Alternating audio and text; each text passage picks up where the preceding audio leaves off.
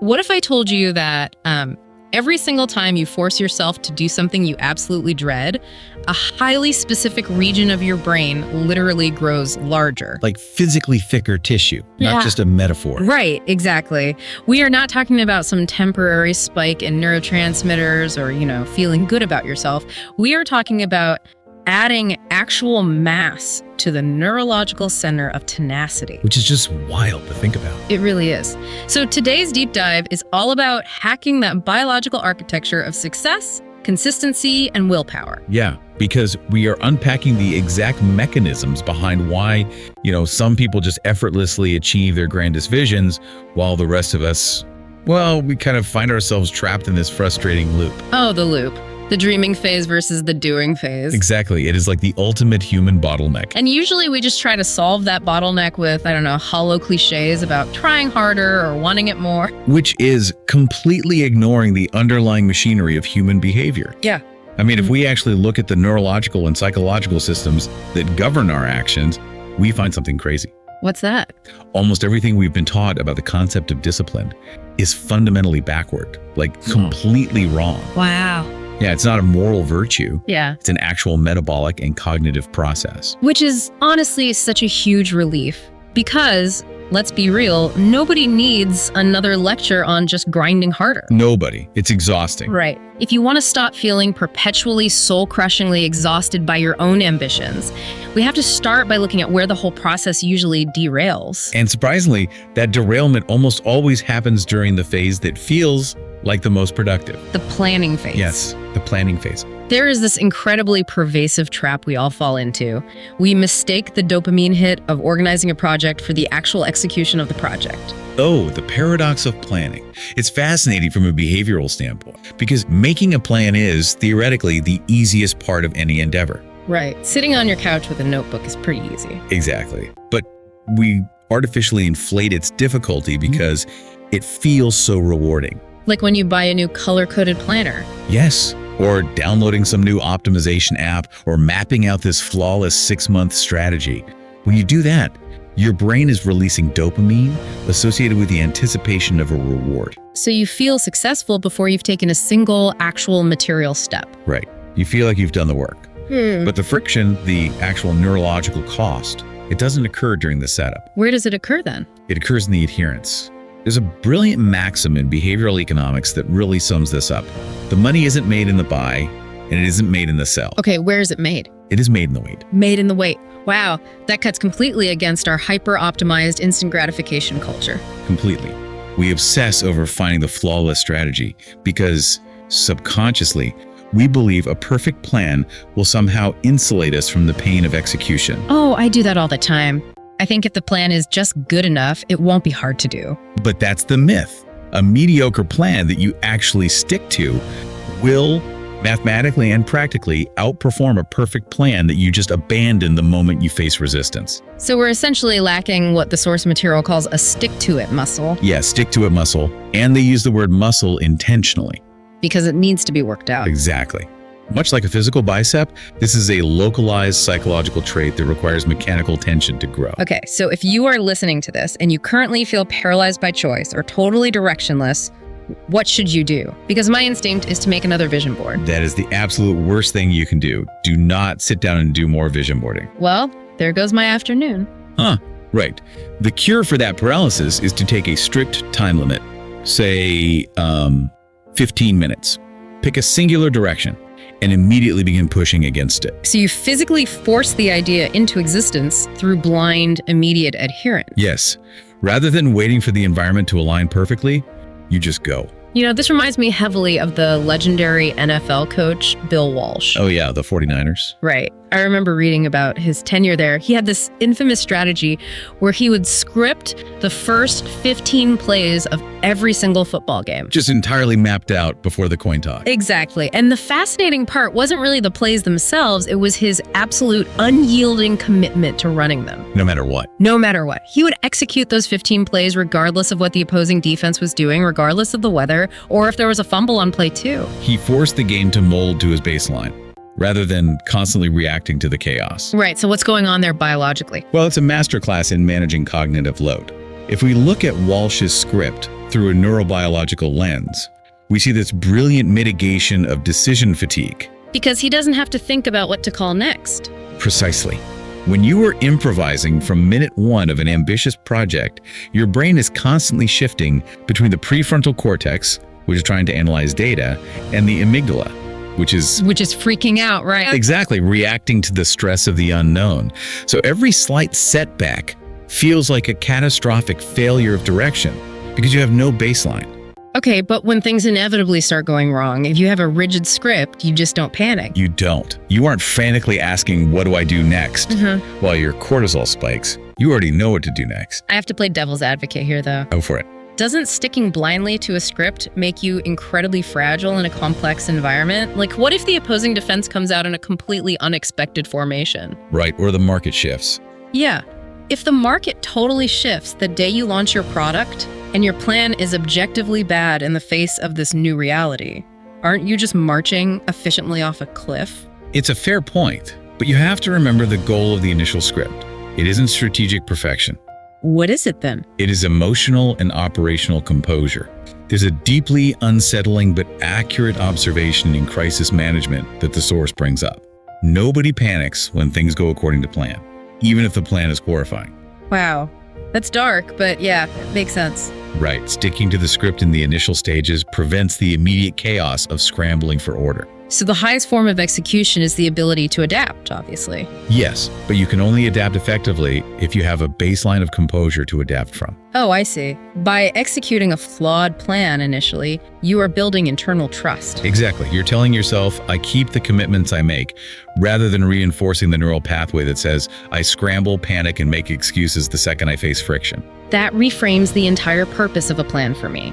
The plan isn't there to guarantee success. It's there to protect your cognitive bandwidth during the most volatile phase of a launch. You are essentially pre-making decisions in a calm, regulated state, so you don't have to make them in a panicked, dysregulated state. But to maintain that internal trust, to actually keep pushing when every fiber of your being wants to quit, that requires a specific type of fuel. It does. And we usually label that fuel discipline, but based on our sources, I think our cultural definition of that word is deeply flawed. Society has entirely weaponized the concept of discipline. We really treat it as a punitive measure. Like a punishment. Yes, we equate it with asceticism, suffering, deprivation.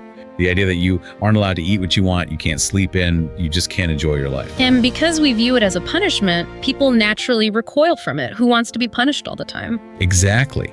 But if we strip away the cultural baggage and look at it purely as a behavioral mechanism, discipline is simply the ability to prioritize the needs of your future self over the desires of your present self. Just a transaction across time. That's all it is. That is such a liberating way to look at it. It completely removes the morality from the equation. It's no longer a question of whether you are a good, hardworking person or a bad, lazy person. Right, it's merely a negotiation.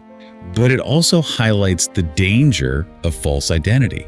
Think about how many people we know who constantly declare, I'm just not a disciplined person. Oh, all the time. I've said it myself. They adopt a lack of discipline as a core personality trait.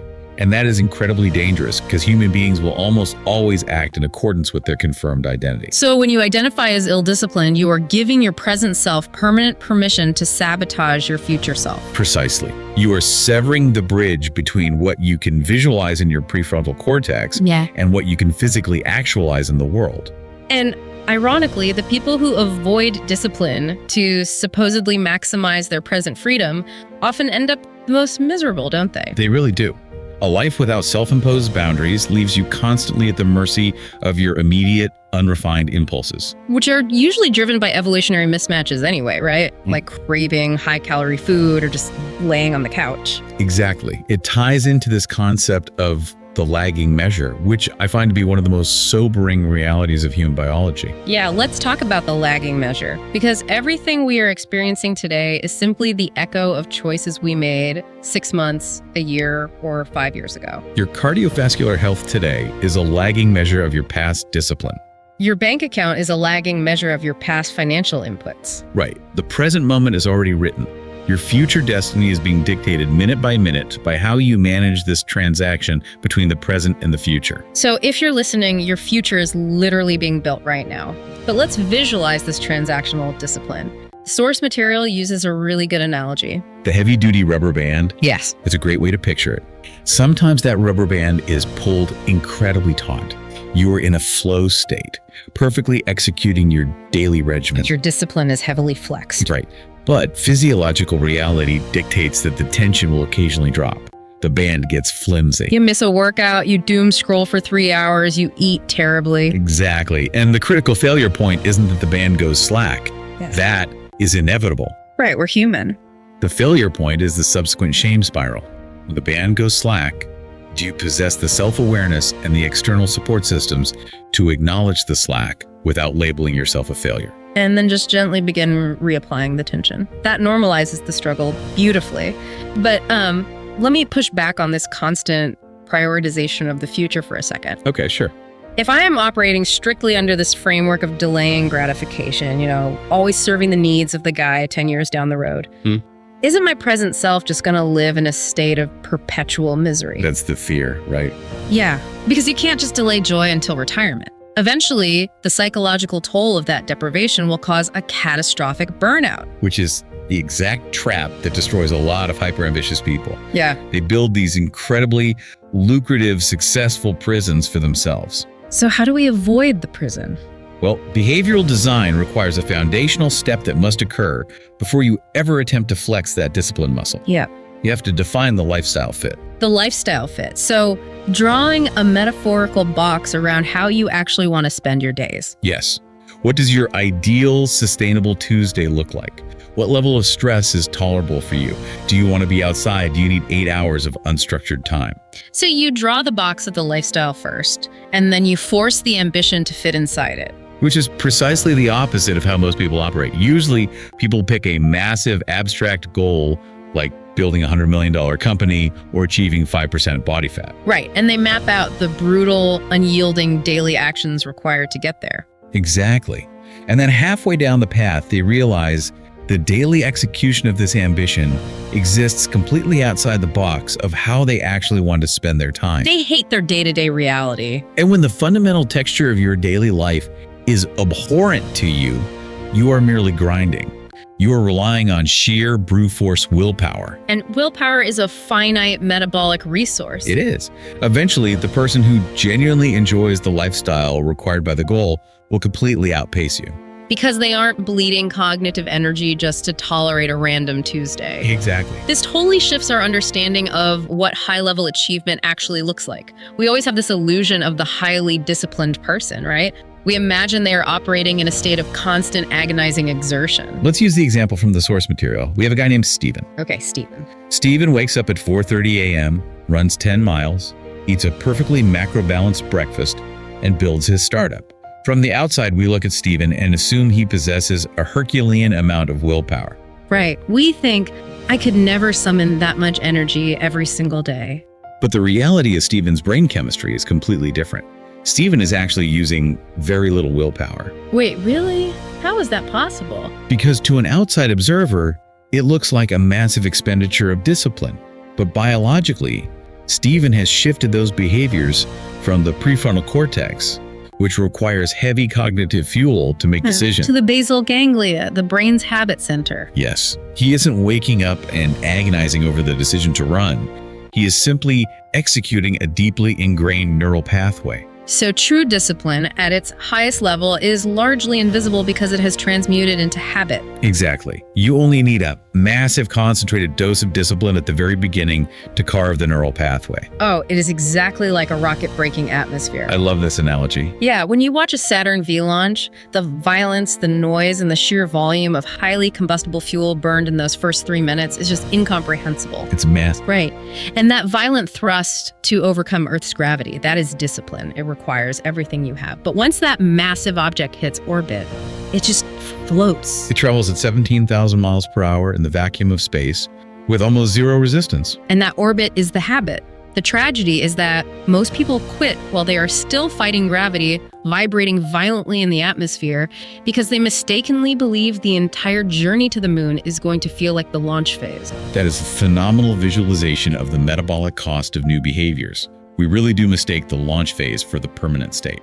But once you reach orbit, once your behaviors are systemized in the basal ganglia, you uncover this concept that fundamentally shatters how we view success. The Olympic paradox. Right, the Olympic paradox. Hi, Chair. Because we are conditioned by every self-help guru out there to obsess over setting massive, audacious goals.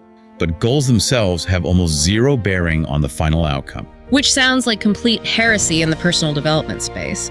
But when you look at the starting block of the Olympic 100-meter dash, it makes perfect sense. Every single athlete on that track, all 8 of them, have the exact same goal.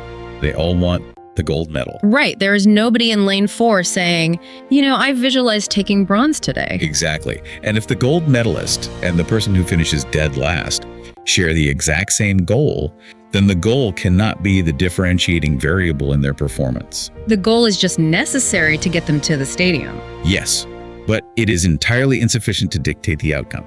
The differentiator is the system. The system. The winner simply possessed a superior, highly optimized system of daily habits, a better sleep system, a better biomechanical recovery system, a superior nutritional protocol. So when your systems are flawlessly executed, the goal, like winning the gold medal, is no longer something you desperately chase. No, it becomes the inevitable mathematical byproduct of the systems you run. That transforms success from this abstract wish into a predictable output. Like if you are trying to write a novel, the goal of being a published author is practically useless. Completely useless on a Tuesday morning. Right. But the system of sitting at the desk from 7 a.m. to 9 a.m. every day and producing 500 words regardless of inspiration, that is the engine. The book is just the exhaust of that engine. Exactly. But look, even with the best systems, we're still human. We hit plateaus. We encounter friction that our systems just aren't designed for. And when that happens, the standard advice is just to work harder. But relying solely on a strong work ethic can actually become a lethal crutch, can it? It can. A relentless work ethic often masks profound inefficiency.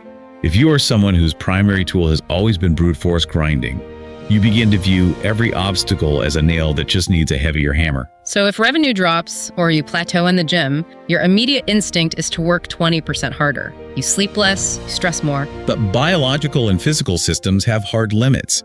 The law of diminishing returns states that eventually, working harder might only yield a 2% improvement. While working on the right thing could yield 1,000% exponential return. Precisely. But when you are buried in the weeds, heavily relying on that basal ganglia habit loop we talked about, it is almost impossible to realize you are running efficiently in the wrong direction. So what's the fix? It necessitates the implementation of a meta habit, a habit that sits above your execution systems and acts as a governor. The habit of dedicated, ruthless reflection and review. Yes, you must carve out time where you step completely out of the execution phase, deactivate the daily grind, and objectively audit the trajectory of your systems. You have to ask yourself, am I applying optimal energy to a suboptimal strategy? Right. Because without this meta habit, you are virtually guaranteed to spend your limited time in ways that do not reflect your highest and best use. And I think a crucial component of that meta habit is auditing our relationship with failure. Because the systems will break down, we will inevitably fall off the wagon. Always. And the phrase falling off the wagon usually triggers a catastrophic psychological collapse. Oh, for sure. Like in diet culture. A person eats a donut on a Tuesday morning, their brain's amygdala hijacks the prefrontal cortex, and they spiral into shame. I ruined the whole week, I have no willpower, I might as well eat garbage until Monday. Yes, the classic, I'll restart on Monday trap. It is deeply counterproductive because it fundamentally misunderstands the physics of the wagon. What do you mean? When you slip up, the wagon doesn't instantly evaporate. It doesn't grind to a halt. It continues its forward momentum down the road. Oh, I love that. The system you built still exists. Exactly. A bad morning does not logically require you to abandon the afternoon. You don't have to start over from zero. You simply have to acknowledge the slip, expend a brief burst of discipline to sprint, and jump back onto the moving wagon. That is so freeing. And furthermore, we have to recognize that habits possess Seasons. Yes, seasons. This is It huge. really is a massive relief for anyone feeling guilty about abandoning a routine that used to work for them. We harbor this rigid expectation that if we build a successful habit, like a strict 5 a.m. meditation practice, we must maintain it every single day for the rest of our natural lives, or we have failed. But human biology and environmental demands are dynamic. Very.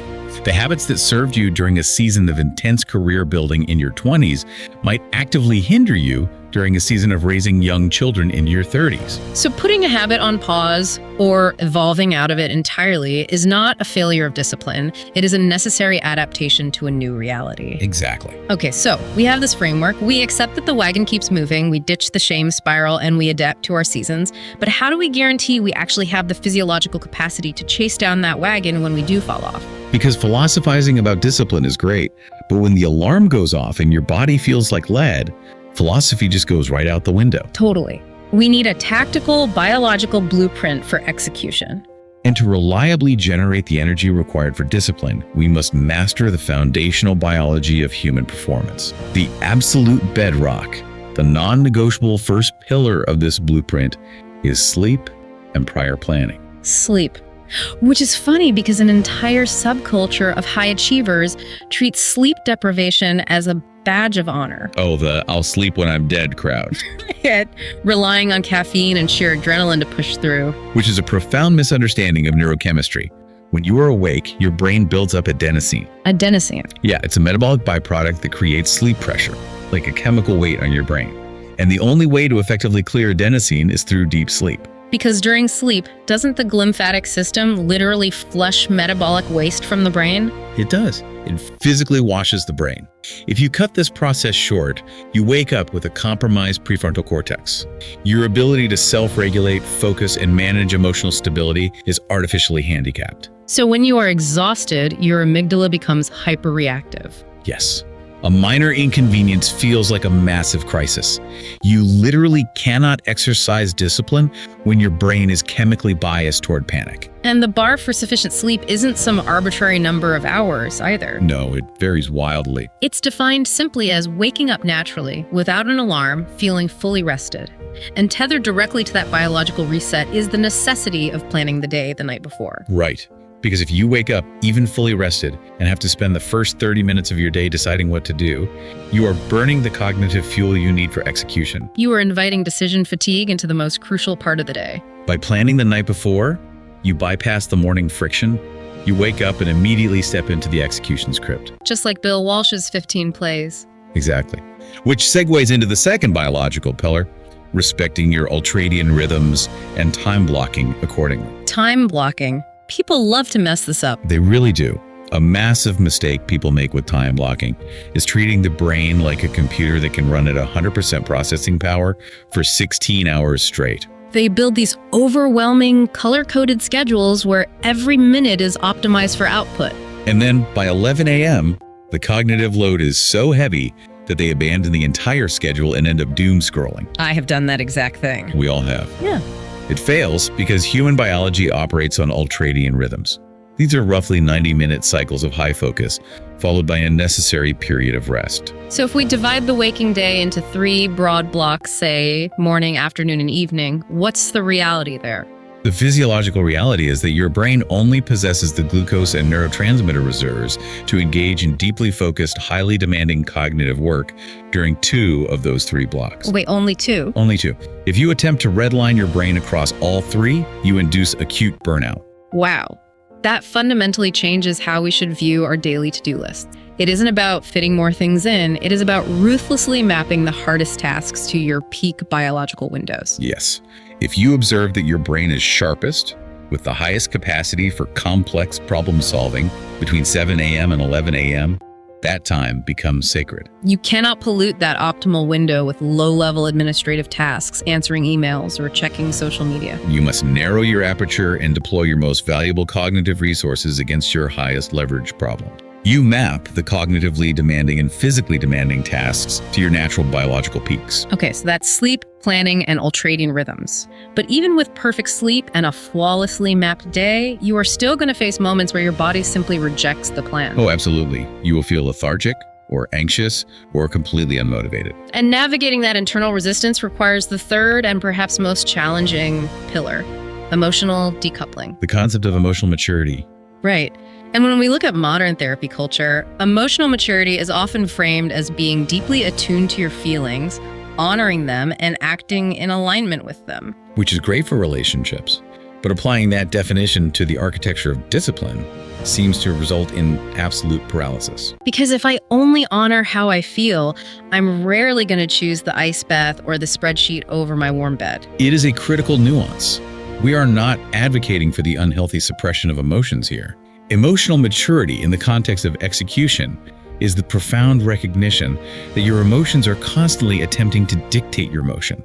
So if you lack this specific type of decoupling, your actions are entirely subservient to your internal weather. Yes, if it is raining, or you feel a bit sluggish, or you are experiencing self-doubt, those limbic signals dictate your behavior. You conclude, I feel suboptimal, therefore I cannot execute.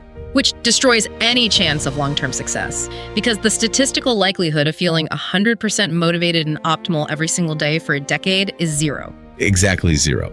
The emotionally immature person is constantly hunting for external motivation to force them to do a hard thing once.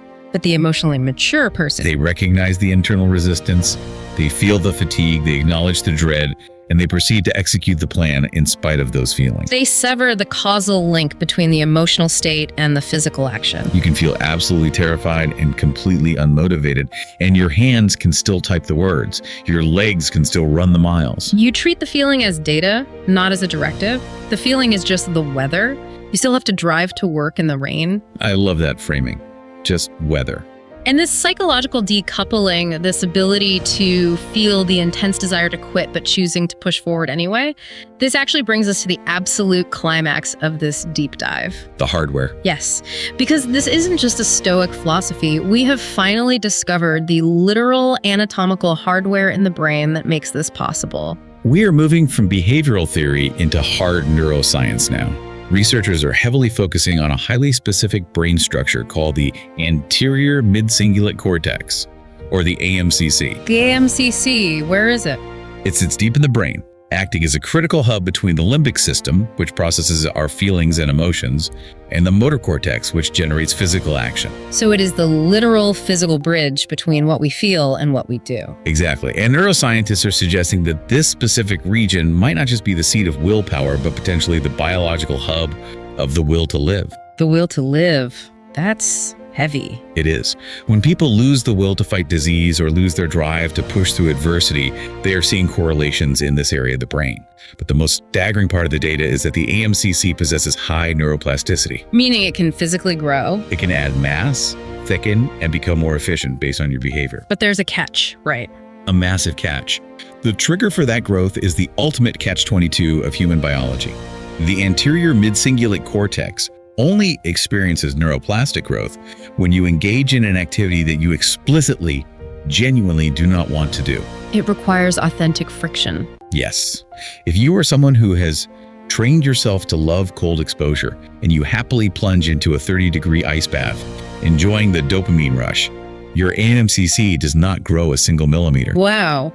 Even though it's physically hard. Right. You are doing a difficult thing, but the limbic system is not sending a signal of dread. Therefore, the bridge isn't being taxed. But if you absolutely despise the cold water, if every fiber of your being, every evolutionary survival instinct you possess is screaming at you to stay dry and warm, And you force your motor cortex to step into that water anyway, that immense neurological tension between the desire to flee and the choice to stay is what forces the AMCC to physically expand. that tension is the biological prerequisite for expanding your capacity for tenacity. It's like a muscle that only hypertrophies when exposed to a very specific type of psychological resistance. You know, when you encounter that overwhelming internal voice saying, I hate this, I want to stop, we usually interpret that as a physiological signal that we are damaging ourselves and need to quit. But neurologically speaking, that exact feeling of intense friction is the signal that you have finally entered the growth zone for willpower. It completely flips the script on how we view discomfort. It's like playing a massive, intricate video game where you realize the programming dictates you only get experience points for playing the specific levels you absolutely despise. That's a perfect analogy. The second a level becomes fun or easy, you stop leveling up. So when we hear these intense motivational slogans, things like embrace the suck or do what you hate like you love it, they aren't just bumper sticker cliches. Not at all. They are literal neurological instructions for expanding human potential. Because if you engineer your life to avoid all the things you hate, you are structurally stunting the growth of the exact brain region responsible for your resilience. You are allowing the machinery of tenacity to atrophy. The biology of human achievement demands that we regularly, intentionally engage with our own authentic resistance. Which all coalesces around the principle of supreme personal responsibility. Right. You cannot outsource the growth of your AMCC. You must construct the systems, you must embrace the friction, and you must adopt the internal framework that dictates it is not over until I win. The mechanics are clear. The friction is not the enemy. The friction is the mechanism. We have completely dismantled the architecture of achievement today. We started by realizing that the dopamine hit of a perfect plan is a trap, and that establishing a baseline of composure with a mediocre plan is the true first step. And then we redefine discipline as a transaction with our future selves. A heavy rocket launch that is only necessary until we break the atmosphere and settle into the effortless orbit of habit. But we learned to ditch the shame spiral because the wagon never stops moving. And we explored how sleep, ultradian rhythms, and emotional decoupling provide the physiological fuel to keep running after it. And finally, we discovered that leaning into the things we dread the most is the only way to physically enlarge the tenacity center of our brains. It's incredible when you lay it all out like that. It really is. But I want to leave you with one final haunting image to ponder long after this deep dive ends, based on the source material we covered today. It's a powerful thought. If you have a deeply held vision, maybe it's writing that novel, starting that company, or completely reinventing your health, and you allow the friction to stop you, that vision does not just peacefully evaporate. No, it doesn't. It doesn't quietly exit your consciousness. It remains stored in the architecture of your mind. And there is a profound warning that if left unaddressed, that unlived potential will literally haunt you at the age of 70. It will sit there in the back of your mind, a permanent ghost of the person you refuse to become, simply because the initial launch phase felt too hard. The daily microdoses of discipline required to build your systems are undeniably uncomfortable, but that pain weighs ounces. The pain of looking back at a life defined by avoided friction and unfulfilled potential. That weighs tons. So true. So the ultimate question is this: are you going to suffer the temporary, manageable discomfort of prioritizing your future self today, stepping into the friction to grow your own capacity? Or are you willing to risk being forever haunted by the ghost of your own unlived potential tomorrow? The choice, the systems, and the discipline are entirely yours. Thank you for joining us on this deep dive.